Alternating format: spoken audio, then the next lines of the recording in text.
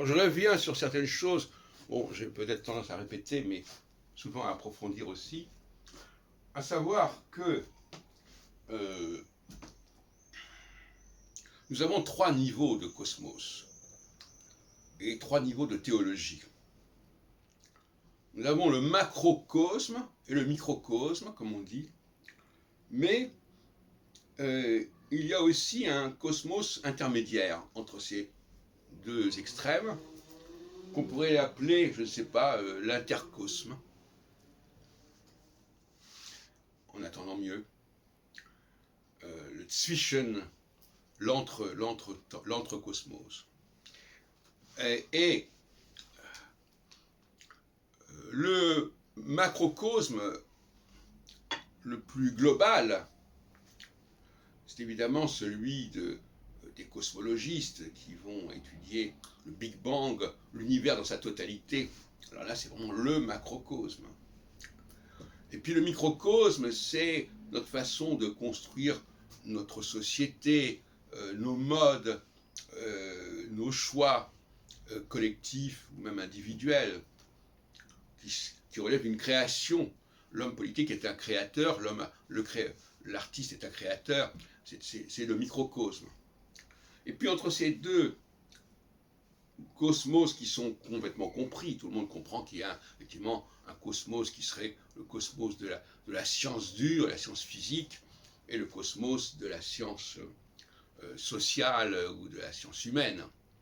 Mais moi, la thèse que je soutiens, c'est qu'il y a un cosmos intermédiaire qui est négligé et qui est le cosmos qui correspond à la théologie judaïque et qui est d'ailleurs celui qui est exposé au début du livre de la Genèse,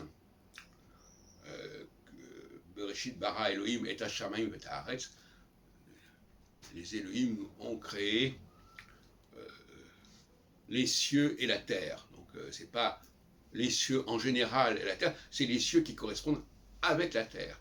Dire le mot est en hébreu peut vouloir dire aussi avec dans certains cas.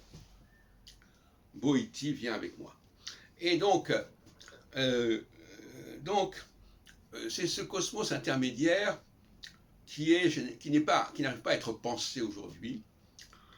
Ça renvoie à des notions qui sont plus ou moins ridiculisées, comme celle d'extraterrestres, comme celle d'aliens, en anglais. Les Anglais ont pas. Ça renvoie à beaucoup de thèmes de la science-fiction.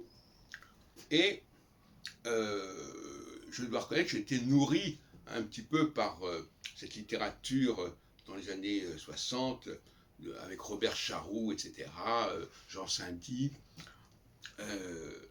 Et je reste marqué par cela, je dois l'avouer, à savoir qu'on ne peut pas comprendre notre humanité si on n'admet pas que des dieux sont intervenus dans sa mise en place. Bon. Donc c'est une position qui est anti-darwinienne, puisque Darwin, lui, il veut faire l'économie de cette processus qui le met d'ailleurs en porte-à-faux avec les créationnistes, comme on dit. Or moi, je suis quelque part, de ce point de vue-là, un créationniste. Mais pas un créationniste du macrocosme, mais un créationniste de l'intercosme, c'est-à-dire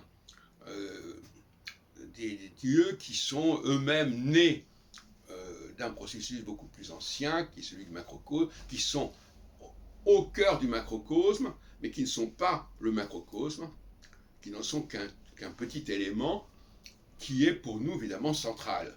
Hein, tout est relatif. Ce qui est secondaire au niveau global, universel, peut devenir complètement central à un niveau plus restreint.